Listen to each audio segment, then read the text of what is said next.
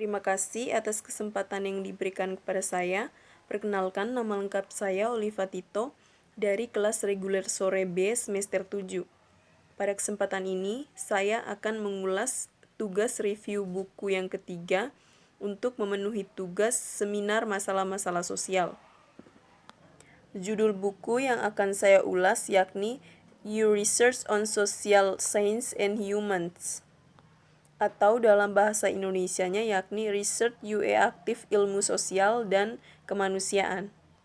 Pada buku ini akan diulas mengenai masalah-masalah sosial atau masalah-masalah pada manusia, terlebih khusus pada gender atau terlebih khususnya pada kaum pria atau laki-laki, mengenai peran gendernya dalam masyarakat, dan dibahas menurut laporan riset nasional dari seluruh dunia.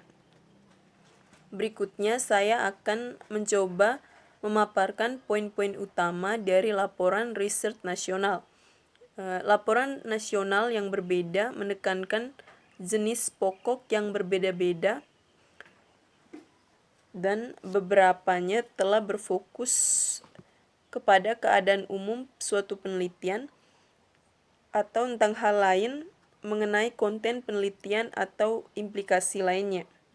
Negara atau bagian negara yang pertama yakni Estonia. Poin pertama yakni ada survei representatif dengan ribuan responden dilakukan pada akhir tahun 1990-an tentang pekerjaan, rumah, kesehatan, pengucilan sosial, dan kekerasan yang ada di rumah tangga. Poin kedua yakni cakupan relatif baik pada pekerjaan dan kesehatan dan bukan pada pengucilan sosial semata.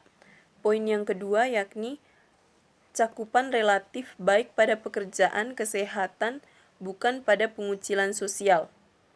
Poin yang ketiga, gender atau maskulinitas pria tidak secara langsung disajikan dalam kebanyakan penelitian.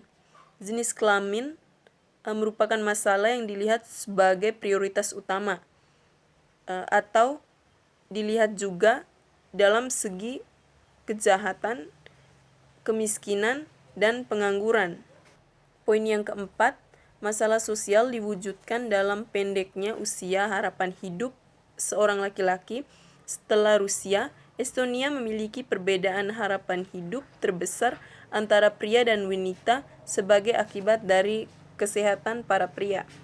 Poin yang kelima membahas mengenai masalah-masalah pria, yang yakni kelebihan beban kerja, intensifikasi kehidupan kerja, tekanan untuk mendapatkan lebih banyak uang, masalah kesehatan yang terabaikan, tingkat pendidikan yang rendah, lebih sedikit kelas di sekolah-sekolah, perubahan perilaku perkawinan, perkawinan tradisional, dan masalah hak ayah. Negara berikutnya yang akan diulas yakni Finlandia. Poin yang pertama, ada cukup banyak studi penelitian yang menyediakan informasi tentang laki-laki dan praktik laki-laki. Beberapa berfokus pada pria, beberapa adalah gender tetapi tidak harus dalam kaitannya dengan laki-laki atau pria. Beberapa penelitian tidak memfokuskan kasus pada laki-laki dan tidak membahas secara rinci bahwa mereka mempelajari laki-laki atau tidak memberikan analisis gender pada kaum laki-laki atau pria. Penelitian ini berlaku untuk banyak studi tentang sejarah laki-laki yang memberi label kesengsaraan, gaya hidup, penggunaan alkohol, dan kehidupan kerja. Studi yang lebih eksplisit tentang gender, misalnya tentang gender dalam kehidupan kerja, biasanya tidak mencantumkan secara eksplisit analisis gender dari praktik para pria dan kaum Hawa atau Adam, sedangkan pemeriksaan ulang berdasarkan gender ini merupakan materi yang akan sangat berguna bagi masyarakat. Poin berikutnya, ada interaksi yang kuat antara 4 area fokus.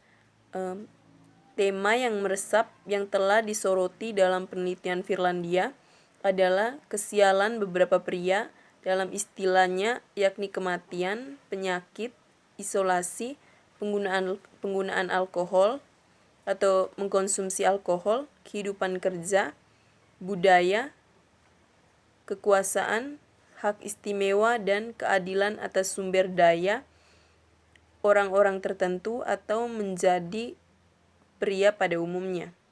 Poin berikutnya, adanya kebutuhan untuk penelitian yang lebih berfokus pada kaum laki-laki, kemudian praktik laki-laki, kekuasaan, dan hak istimewa dalam kaitannya dengan orang-orang dengan sumber daya tertentu, dan cara hegemoni menjadi seorang pria secara lebih umum. Negara berikutnya yang akan dibahas yakni negara Jerman. Poin yang pertama, masalah yang sebelumnya ditangani sebagai masalah wanita, setidaknya di negara tersebut sudah di bagian telah berhasil diubah menjadi konflik gender. Hal ini dilihat dalam konteksnya dari perhatian yang berkembang dari politik gender secara keseluruhan, distribusi pekerjaan rumah, dan konflik tentang distribusi antara laki-laki dan kaum perempuan. Poin yang kedua, studi terbaru tentang pria tampaknya secara umum tertarik untuk menunjukkan pria juga dipengaruhi oleh risiko kesehatan, oleh kekerasan, dan sebagainya. Poin yang ketiga, bahwa ada pluralitas maskulinitas dapat melayani tujuan mengacu pada keterkaitan dari berbagai jenis tanpa menghubungkannya dengan femininitas dan hubungan gender. Poin yang keempat, salah satu ciri penelitian pria dan maskulinitas adalah yang genap prosedur ilmiah dalam memberikan laporan state of the art sebagai konteks penelitian agak sering dilanggar. Negara berikutnya yang akan dibahas yakni Irlandia. Pada penelitian di Irlandia, laki-laki sebagai subjek gender sebagian besar tetap berada di luar pandangan pertanyaan kritis. Bahkan menurut standar perkembangannya, bisa dibilang lumayan lambat. Studi kritis tentang pria di Amerika Utara dan Inggris, sedangkan penelitian akademis tentang pria di Irlandia baru saja dimulai. Ada pengakuan yang kuat dari sifat masyarakat Irlandia yang diterima begitu saja, misalnya dalam kepemilikan tanah pedesaan, serta iklim perubahan sosial yang cepat, dan kekhawatiran yang kuat dan perkembangan saat ini adalah dengan pelecehan anak oleh para kaum pria, serta kekerasan pria terhadap wanita. Negara yang akan dibahas berikutnya yakni Italia. Karya-karya umum telah diproduksi tentang identitas dan peran laki-laki, hubungan antara jenis kelamin pria dan wanita, dan maskulinitas. Ada perkembangan yang relatif kuat dari pekerjaan sebagai ayah, sekularitas pria, kekerasan, dan emosi.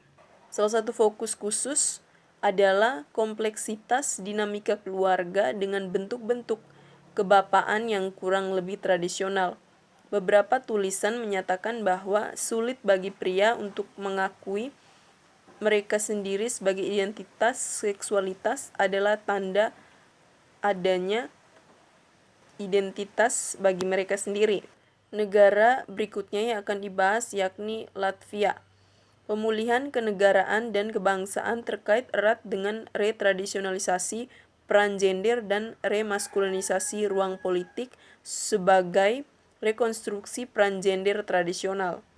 Sebagai pemulihan politik kemerdekaan sebagai kebangkitan rekonstruksi kenegaraan dan kebangsaan dibangun sebagai sesuatu yang kembali ke masa lalu, itu dipetakan kembali ke dalam batas-batas politik sebelum tahun 1940. Negara bagian dan batas-batas bangsa Latvia tituler sebagai batas etnis pemulihan bangsa berdasarkan kepemilikan asli kepada sejarah sebelum tahun 1940. Sedangkan ketentuan hak kewarganegaraan sosialis telah didasarkan pada total kontrol negara atas kewarganegaraan karena negara adalah pemilik sumber daya dan kekuasaan. Peran, status, dan nilai laki-laki sebagai warga negara secara problematis digabung dengan bentuk kewarganegaraan tertentu. Negara berikutnya yakni Polandia, yang menjadi perhatian khusus dengan pertanyaan pada penelitian di Polandia yakni tentang pengangguran, kesehatan, dan bunuh diri yang terjadi di negara Polandia tersebut.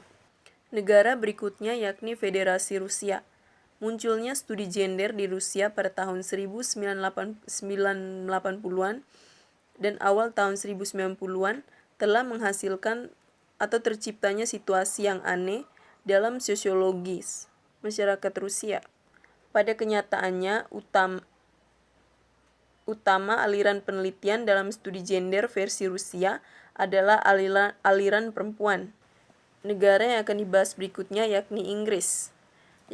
Poin yang pertama, pemisahan konseptual dari masalah sosial yang diciptakan beberapa orang dari masalah sosial yang dialami sebagai kaum laki-laki seringkali sederhana dan kebutuhan untuk mempelajari persimpangan menjadi lebih konseptual. Poin yang kedua, dalam 10 tahun sebelumnya telah terjadi banyak sekali penelitian dan keilmuan aktivitas di Inggris yang ditujukan untuk laki-laki sebagai fenomena sosial, khususnya di bidang rumah, pekerjaan, organisasi, dan kekerasan terhadap laki-laki.